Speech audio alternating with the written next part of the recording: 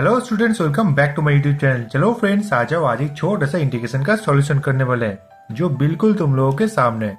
चलो फ्रेंड्स, देखते हैं इस प्रॉब्लम का सॉल्यूशन कैसे कर सकते हैं। सो फ्रेंड्स, मुझे सॉल्यूशन करना है integration 0 to infinity x to the power 4 by 4 to the power x into dx। तो देखो, इस प्रॉब्लम को सॉल्व करने के लिए मैं इस्तेमाल करूंगा गामा फंक्शन का। तो गामा एन इक्वल टू, जो कि एक्चुअल लॉ के अनुसार आता है, integration 0 to infinity e to the power minus x to the power n minus 1 into dx। अगर मैंने इसी इंटीग्रेशन को किसी भी तरीके से इस तरीके की फॉर्म में अगर लेके आ सकता हूं तो आसानी से गामा एन को मैं इस्तेमाल कर पाऊंगा। तो सबसे पहले इस चीज को इस टाइप के फॉर्म में लेके आने की कोशिश करते हैं। तो सबसे पहले integration 0 to infinity x to the power 4 into dx को मैं रख लूंगा, कोई भी चेंज नहीं करूंगा, क्योंकि यहाँ पे देखो x है, यहाँ पर x to the power 4 है। तो मैं इंटरेस्टेड हूँ इस इक्वेशन को लेकर। तो हम सभी जानते हैं एक छोटा सा मैथमेटिक का फॉर्म, जैसे कि e to the power log कोई भी एक अनदर फंक्शन, मान लो m, अगर e to the power log m है तो इक्वल टू आ जाएगा m। तो इसी चीज का मैं यहाँ पे इस्तेमाल करूंगा। तो मैं लिख लूंगा e to the power log 4 to the power x। तो देखो m अगर वापस आ जाएगा तो यहां पर ही देखो, यहां पर भी वापस आ जाएगा 4 to the power x। तो इसीलिए यहां पर मैंने कोई भी एक्स्ट्रा चेंज नहीं किया। तो नेक्स्ट स्टेप में 0 to infinity x to the power 4 into dx bye, तो इस टर्म के अंदर लॉग का रूल इस्तेमाल करेंगे। तो e to the power, तो अगर तुम लोग मैथमेटिक्स के स्टूडेंट हो तो तुम सब जानते होगे कि लॉग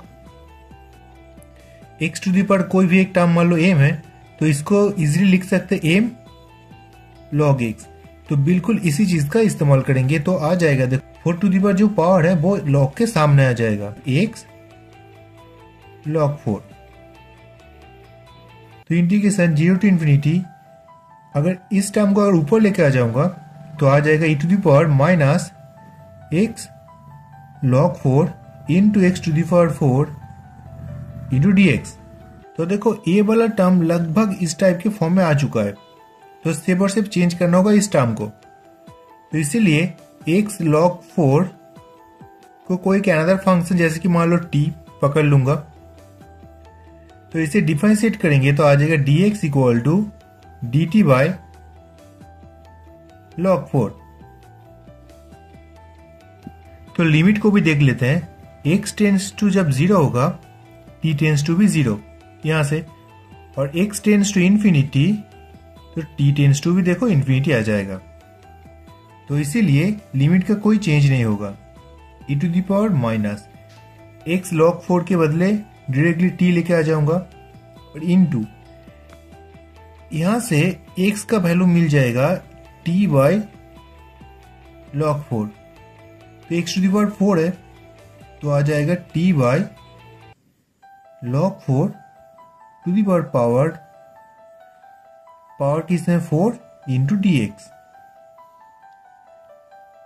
तो यहां से integration 0 to infinity to the power minus t to the power 4, यहाँ पे dx, सॉरी dx को नहीं, यहाँ पे इस टर्म को लेकर जाऊंगा तो dt बाय log 4। तो log 4 तो एक कांस्टेंट टर्म है, यहाँ पे log 4 टू द पावर 4 और यहाँ पर एक और log 4 है, तो बाहर constant term log 4 to the power 5 और इंटू dt यहाँ पे। तो 1 by log 4 to the power 5।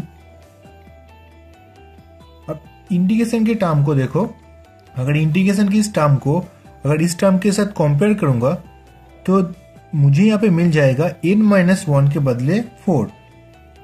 तो n माइनस 1 इक्वल टू 4, तो n इक्वल टू आ जाएगा 5। तो गामा n के बदले यहाँ पे गामा 5।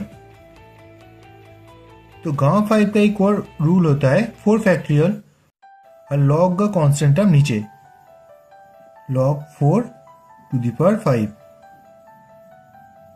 सो फ्रेंड्स, इक्वेशन का सॉल्यूशन आ चुका है। Integration 0 to infinity x to the power 4 4 to the power x into dx equal to 4 factorial by log 4 to the power 5। So friends, ये रहा इस प्रॉब्लम का सॉल्यूशन। मेरे ख्याल से तुम लोगों को समझ में आ चुका है कि कैसे सॉल्यूशन किया। अगर अच्छा लगा तो वीडियो को लाइक करना, चैनल को सब्सक्राइब करना मत भूलना। Have a good day.